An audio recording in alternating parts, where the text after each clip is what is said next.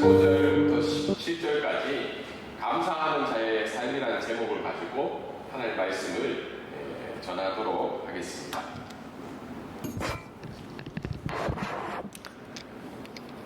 요즘 이제 미국 대선도 끝나고 그리고 이제 여러 가지 상황들을 살펴볼 때 환경들이 계속 급변하게 이제 바뀌어가고 있죠. 특별히 한국 사회나 아니면 전 세계에서 좀 이슈가 되는 게 바로 이제 비트코인이죠.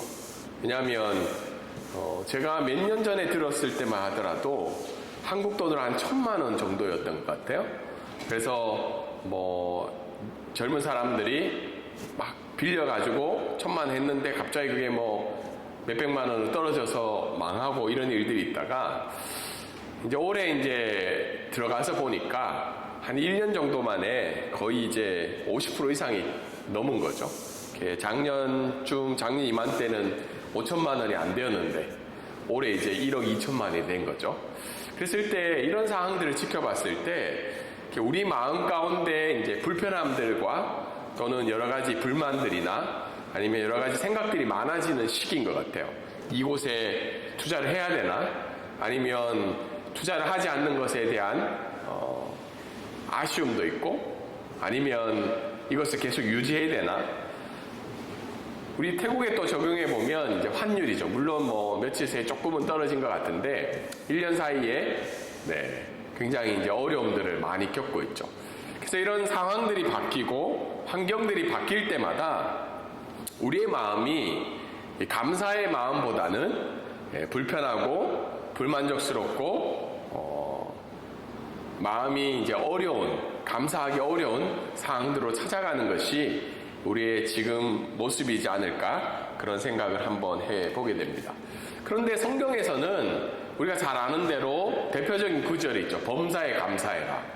이런 상황들 속에서 이런 환경들 속에서 과연 우리가 범사에 감사를 할 수 있을까? 사람인데 과연 그렇다면 감사할 수 있는 삶은 어떻게 살아가는 것이 우리 감사하며 살아갈 수 있을까라는 질문을 던져보게 됩니다. 2021년도에 이제 조사를 보니까요, 기독교인의 46%가 고난 가운데 감사 기도한 경험이 없다는 거예요. 다르게 얘기해서 어떤 거죠?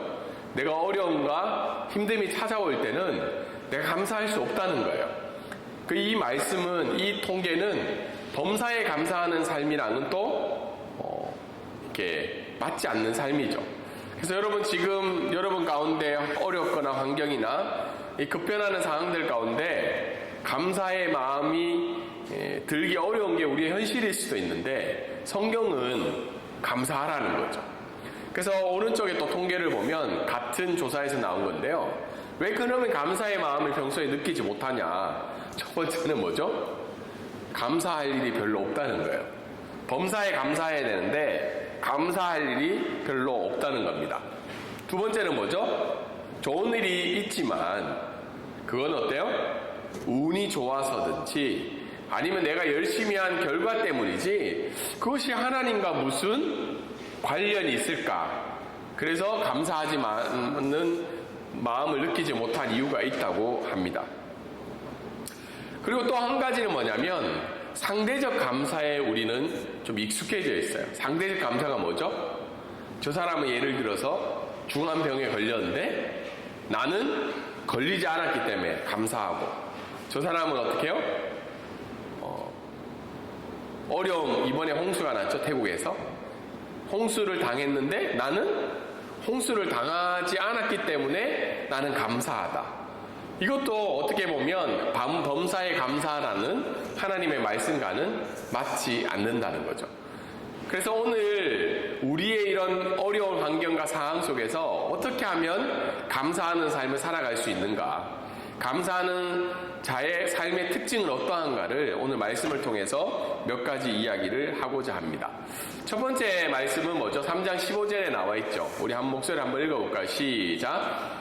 감사하는 자의 삶은 하나님의 평화가 지배하는 삶입니다. 15절에 이렇게 나와 있죠. 그리스도의 평강이 너의 마음을 주장하게 하라. 여기서 평화라는 말과 비슷한 의미로 사용이 된 거죠. 근데 주장하게 하라는 말은 어떤 말인가요? 그 그리스도의 평강이 너의 마음을 다스리게 하고 지배하게 하라는 거예요. 이 편지를 쓴 사람은 사도 바울이었어요. 사도 바울은 이 편지를 쓴 데가 어디냐면 감옥이었어요. 근데 감옥이었는데 어떻게 이야기하고 있어요? 그리스도의 평강이 너의 마음을 주장하게 하고 너는 또 감사하는 자가 되라고 이야기하고 있죠. 사실 사도 바울의 상황과 형편 속에서는 이 이야기를 굉장히 하기 힘들었지만 이 편지를 쓰는 사도 바울은 지금 어떻다는 거예요? 그리스도의 평강이 사도 바울의 마음을 주장하고 다스리고 지배하고 있기 때문에 나는 어떤 자라는 거예요? 지금 감사하는 자가 되었기 때문에 너희들도 동일하게 어떻게 하라는 거예요? 감사하는 자로 살아가라고 이야기를 하고 있죠. 근데 그리스도의 평화가 다스린다는 의미가 뭘까요? 지배한다는 의미. 물론 우리가 기도할 때 그리스도의 평강이 내 마음을 다스리게 해달라는 기도할 수 있는데 이걸 구체적으로 우리가 생각하면 하나님이 우리 모든 일의 심판자로 받아들인다는 뜻이에요. 우리가 운동 경기에 보면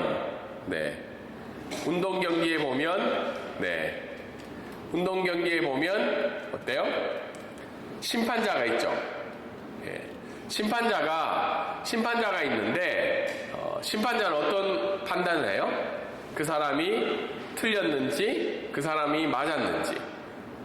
뭐 축구 경기를 할 때나 야구 경기를 할 때 보면 심판이 큰 역할을 하죠. 근데 심판이 결정한 일에 대해서 어떻게 해요? 선수들이 어떻게 해야 돼요? 물론 요즘은 비디오 판독이 생겨가지고 한번 재개할 수 있지만 그래도 어떻게 해요? 심판이 결정한 일에 대해서는 받아들여야 된다는 거예요.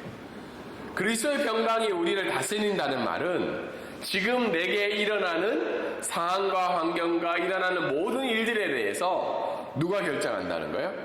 하나님이 결정을 하기 때문에 그 결정된 일에 대해서 어떻게 해요?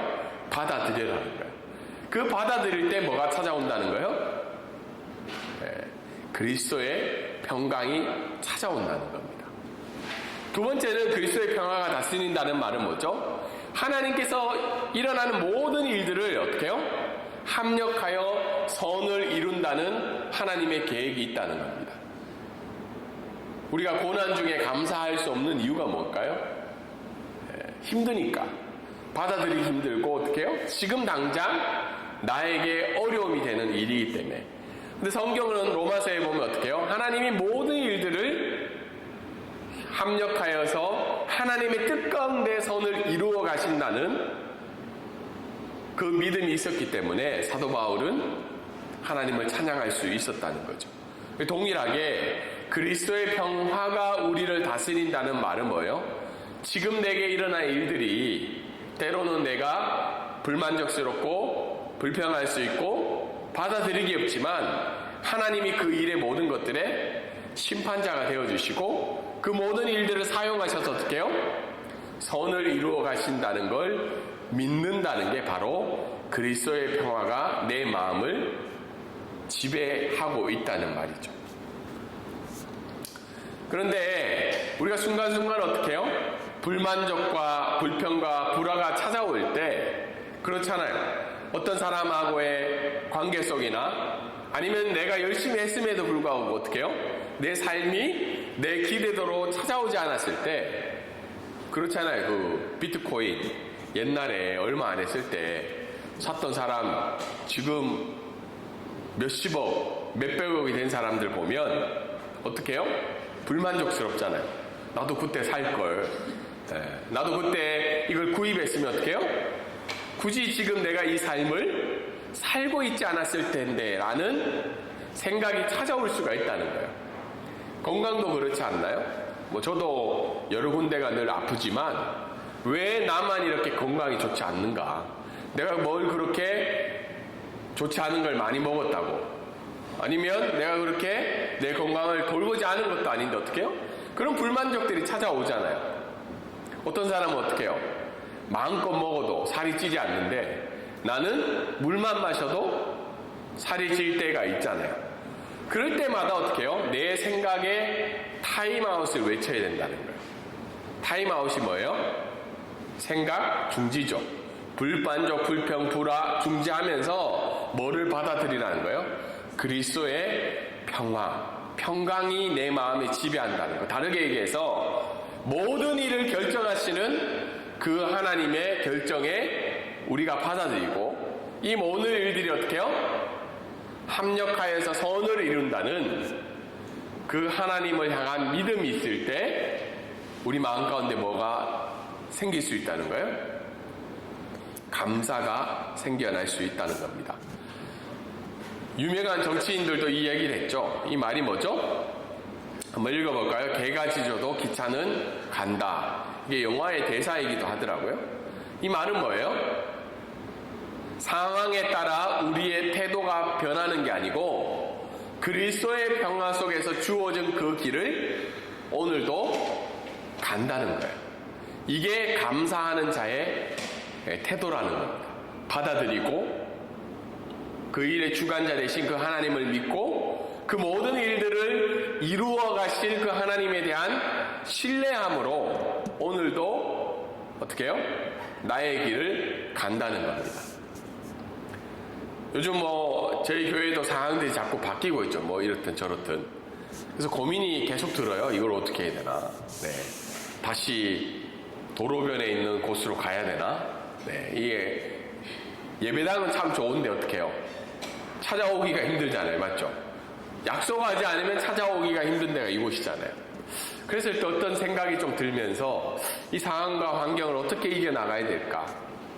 그러다가 또 한편의 설교를 준비하면서 지금은 오늘도 그냥 나의 길을 가는 게 우리의 길을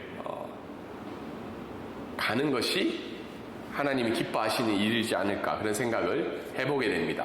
두 번째 말씀 한번 보겠습니다. 시작. 감사하는 자의 삶은 하나님의 말씀이 풍성히 거하는 삶입니다. 16절 말씀에 보면 그리스도의 말씀이 너희 속에 풍성히 거하여 라고 되어 있죠. 이때 말씀은 뭐죠? 예수 그리스도가 우리에게 말씀하신 복음을 포함한 성경 66권의 말씀이 바로 그리스도의 말씀이죠. 그리고 시와 찬송과 신령한 노래로 부르며 라는 말인데 이 말은 구약의 시편과 하나님을 향한 예배의 찬양 모든 것들을 의미하고 있죠. 이런 것들을 통해서 어떻게 하라는 거예요? 감사하라고 이야기를 하고 있죠. 근데 여러분 감사하지 못한 삶은 왜 시작이 될까요? 오늘 여러분 감사하나요 혹시? 감사한 마음이 많으시나요? 근데 또 감사하지 못할 마음이 우리 가운데 있을 수 있죠. 근데 그 이유 중에 하나가 지금 내게 있는 것들에 대한 불만족들이라는 거예요. 지금 내게 일어나는 것들. 내가 열심히 했음에도 불구하고 결과가 만족하지 못했던가 아니면 내 주변에 일어났던 일들에 대한 불만족들이 우리에게 있기 때문에 감사하지 못한 삶을 살아갈 수 있다는 겁니다. 근데 감사하는 자의 삶은 뭐라는가요? 이미 필요한 것들을 하나님이 주셨기 때문에 그것에 대한 감사의 마음이라는 거예요. 지금 내가 이해할 수 없는 상황들이 일어나지만 그 일을 주관하신 분이 우리에게 허락하셨다는 것을 믿는다면 우리가 예배할 수 있다는 겁니다. 그래서 감사는 우리 소유에 대한 바른 시각을 가지게 하는데 그 소유에 대한 바른 시각을 가지기 위해서는 무엇을 통해서만 알 수 있다는 거예요? 하나님의 말씀을 통해서 알 수 있다는 거예요. 그래서 우리가 어떻게 해요? 하나님의 말씀을 듣고 읽고 이해하고 배워가는 시간들을 가져야 된다는 거예요. 그냥 내 감정에 따라서 어떻게 해요? 오늘 감사하면 감사하고 내일 감사하자면 감사하지 않는 것이 아니라 하나님이 어떤 분이신지 그 하나님이 내게 어떤 것들을 맡겨 놓으셨는지를 우리가 깨달으면서 일상의 예배를 살아갈 때 우리 감사의 마음을 살아갈 수 있다는 겁니다. 여러분 마음 가운데 불만족스럽고 불평하는 마음이 왜 생길까요? 한번 생각해 보세요. 지금 왜 마음이 불편하고 왜 불만족스러울까요? 그래서 오늘 사도 바울은 그런 마음이 들 때마다 어떻게 해요? 그리스도의 말씀이 너희의 마음을 풍성하게 하라고 그럴 때 너희는 감사하는 자가 될 수 있다고 이야기를 할 수 있습니다. 그래서 저는 이 말씀을 생각할 때마다 우리 방콕 브릿지교회가 어떻게 해요? 모든 지혜로 서로 피차 권면하고 가르치는 교회가 되면 좋겠다라는 생각을 해보게 되었습니다. 오늘 읽은 말씀에 보면 뭐라고 있죠? 그리스도의 말씀이 너희 속에 풍성히 거하여 모든 지혜로 피차 가르치며 권면하라고 되어 있죠. 이 말은 뭐예요? 목사 혼자 열심히 가르치고 권면하는 말인가요? 아니죠. 아니면 이 말씀을 듣고 있는 그 교회 장로들만 이야기 될까요? 아니죠. 그 말씀을 듣고 있는 모든 성도들이 어떻게 해요? 하나님의 말씀에 집중하고 하나님의 말씀을 읽고 배우고 일상의 예배를 드리는 그런 삶으로 말미암아 어떻게 해요? 서로 권면하고 가르치라는 거죠. 그래서 방콕 브릿지교회가 어떻게 해요? 서로 읽고 받은 말씀들을 우리의 대화 가운데, 우리의 기도 가운데 서로 권면하고 가르치는 귀한 교회가 되었으면 좋겠습니다. 세 번째 오늘 말씀을 통해서 우리가 알 수 있는 것은 뭘까요? 자, 한번 말씀 읽어볼까요? 시작. 감사하는 자의 삶은 그리스도의 대리인으로 살아가는 삶입니다. 17절에 보면 이렇게 나와 있죠. 또 무엇을 하든지 말에나 일에나 뭐래요? 다 주 예수 그리스도의 이름으로 하고 그를 힘입어 하나님 아버지께 감사하라고 되어 있죠. 무엇을 하든지 주 예수 그리스도의 이름으로 하라는 거예요. 다르게 이야기하면 뭐예요? 주님의 뜻에, 주님의 권위에 복종하여 주님의 권능에 의지하여서 무엇을 하든지 하라는 거예요. 모든 상황 속에서 내 뜻에, 내 감정에, 내 기쁨에 의해서 일을 하라는 게 아니라 내 모든 상황 속에서 어떻게 해요? 주님의 뜻에, 주님의 권위에 복종해서 주님의 권능에 의지해서 하라는 말이 그리스도인의 대리인으로 살아간다는 겁니다. 근데 이 세상 살아갈 때 우리가 조심해야 될 것이 오늘 말씀에 보면 가짜 행복과 가짜 감사를 피하라는 거예요. 왜냐하면 우리가 그리스도인의 대리인으로 부름을 받았는데 여전히 우리는 어떻게 해요? 이 세상의 대리인이든지 나의 대리인으로 살아갈 때가 많다는 겁니다. 그래서 이 세상의 멍해를 피해야 돼요. 이 세상의 멍해가 뭐죠? 이 세상이 정해놓은 원칙과 규정에 따라서 이렇게 살아갈 때 우리가 감사할 수 있고 이렇게 살아가야지 행복을 누릴 수 있다고 이야기하는 그 원칙과 규정을 어떻게 해요? 피하거나 내려놓고 내 삶의 주인 대신 그분의 인도하심을 따라가는 삶이 바로 오늘 말씀에서 이야기하는 감사의 말씀이라는 거예요. 여러분 조심해야 될 게 내가 보는 것이 진짜일까 가짜일까를 생각해 봐야 된다는 거예요. 여전히 이 세상을 어떻게 해요? 네가 이런 것들을 준비해 놓고 이런 삶을 따라갈 때 너희는 행복할 수 있고 감사할 수 있다고 이야기합니다. 그러나 오늘 17절 말씀은 너희가 무엇을 하든지 그리스도의 이름으로 그분의 인도하심을 닮아가는 삶을 살아갈 때 너희가 행복할 수 있고 감사할 수 있다고 이야기를 합니다. 그리고 이 세상의 방식은 피해라는 거예요. 이 세상의 방식이 뭐죠? 팍스 로마다 시대라고 어떤 목사님이 이야기를 하던데요. 그게 뭐냐면 다른 사람의 것을 어떻게 해요? 빼앗아서 내 것으로 만들 때 행복과 감사가 있는 시대라고 합니다. 여러분 다른 사람이 좋은 것들을 가지고 누린 것을 봤을 때 저 사람 참 행복하겠다 해서 그치는가요? 아니면 어떻게 해요? 그 사람의 것을 빼앗거나 그 사람의 것을 내가 가지지 못하지만 어떻게 해요? 그걸 없애고 싶을 때도 있죠. 많은 드라마나 상황들을 보면 어떻게 해요? 한국 사회에서 특별히 보여주는 건 그 사람의 것을 밟고 일어날 때 나에게 행복이 주어진다고 이야기를 하고 있죠. 지금 많은 전쟁들이 일어나고 있는데 왜 이런 전쟁이 일어날까요? 그 사람들 정말 세계 평화를 이야기하고 있지만 전쟁의 이유는 뭐예요? 그 사람의 것을 빼앗아서 내 것으로 만들 때 내 국민이 행복할 수 있고 내 삶이 행복할 수 있다는 모토를 가지고 이야기를 하고 있습니다. 지금 미국 대선으로 인해서 또 트럼프 시대가 다가오면 어떤 일이 있죠?